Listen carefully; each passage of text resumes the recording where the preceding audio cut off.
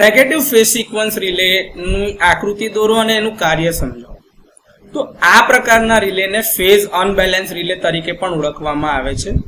જ્યારે નેટવર્કની અંદરમાં અનબેલેન્સ કરંટ એટલે કે અસંતુલિત કરંટ પસાર થાય છે ત્યારે આ નેગેટિવ ફેઝ સિક્વન્સનો કમ્પોનન્ટ એટલે કે ઘટક ઉત્પન્ન થાય છે. આ નેગેટિવ ફેઝ સિક્વન્સ કરંટનો એક પ્રતિકૂળ પ્રભાવ છે એટલે કે એક એડવર્સ ઇફેક્ટ એ છે કે તે સમાન તીવ્રતા એટલે કે સમાન મૂલ્યના નોર્મલ કરંટ જે જતો હશે એની તુલનામાં વધારે હીટ પ્રોડ્યુસ કરે છે અને તે વાઇન્ડિંગને વધુ ગરમ કરે છે અને એના લીધે ઇન્સ્યુલેશન અને મશીનને પણ નુકસાન પહોંચાડે છે. તેથી આ પ્રકારના પ્રોટેક્શન જનરેટર અને મોટર પ્રોટેક્શનમાં બહુ જ મહત્વપૂર્ણ છે, ઇમ્પોર્ટન્ટ છે. આમાં શું થાય છે કે તમારો જ્યારે નોર્મલ કરંટ પસાર થતો હોય છે તો એમાં પોઝિટિવ સિક્વન્સના કમ્પોનન્ટ હોય છે, જેમાં 3 કમ્પોનન્ટ 120 ડિગ્રીના ખૂણા પર આર, વાય અને બી ના ઘટક હોય છે કરંટના, જે એકબીજા સાથે 120 ડિગ્રીના ખૂણા પર અને એ કન્ટિન્યુઅસલી રોટેટ થતા હોય છે ઘડિયાળના કાંટાની દિશામાં. હવે જ્યારે આ નેગેટિવ ફેઝ સિક્વન્સનો કરંટ આવશે તો એમાં બી આ ખૂણા તો 120 ડિગ્રીના બનશે પણ એ એકબીજાથી ઊંધી દિશામાં હશે. બની શકે કે આ ખૂણા 120 ડિગ્રી ના પણ હોય, ફોલ્ટ થયો હોય ત્યારે, તો એ ખૂણા બી બદલાશે અને એની દિશા એ ઘડિયાળના કાંટાની વિરુદ્ધ દિશામાં જશે. હવે આમાં તમારે જ્યારે બી આવું કંઈક થાય તો તમારે ફોલ્ટ કરંટ ડિટેક્ટ કરવો પડશે.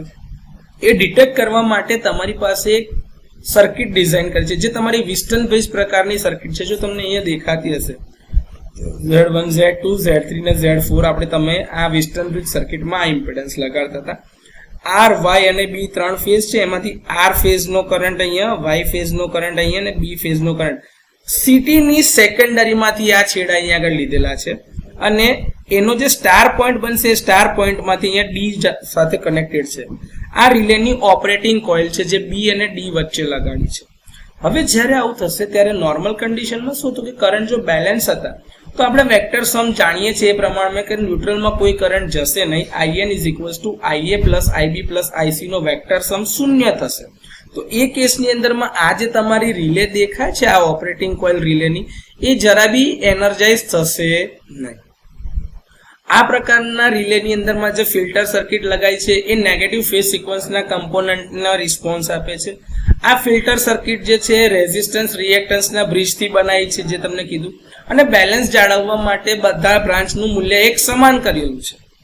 આ રિલેનું સેટિંગ આપણે એકદમ નોમિનલ રાખેલું છે, એકદમ ન્યૂનતમ, નજીકમાં નજીક 0 ની, એટલે કે એટલું ઓછામાં ઓછો ઇમ્બેલેન્સ થાય તો બી રિલે તરત ટ્રીપ સિગ્નલ ઇસ્યુ કરી શકે, કારણ કે બહુ નાના મૂલ્યનો કરંટ બી જો જશે તો પણ એ સિસ્ટમને અને મશીનને બહુ મોટું નુકસાન પહોંચાડી શકે છે.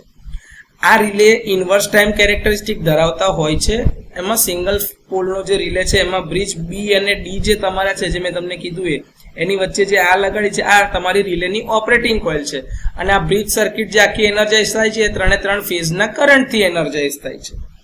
જો કોઈ કારણસર વાઇન્ડિંગમાંથી વહેતો કરંટ અસંતુલિત એટલે કે ઇમ્બેલેન્સ થાય છે તો નેગેટિવ સિક્વન્સ કરંટ રિલેમાંથી પસાર થશે અને આ કરંટનું મૂલ્ય સેટ કરતા વધી જાય એટલે રિલે ટ્રીપ કમાન્ડ ઇસ્યુ કરશે અને ફોલ્ટી પાર્ટ અને હેલ્ધી પાર્ટને એકબીજાથી છૂટા કરવાની કોશિશ કરશે. એથી કરીને કે અનબેલેન્સ જે છે એ તમારું હટાવી શકાય અને પાછી બેલેન્સ કન્ડિશન મેળવી શકાય.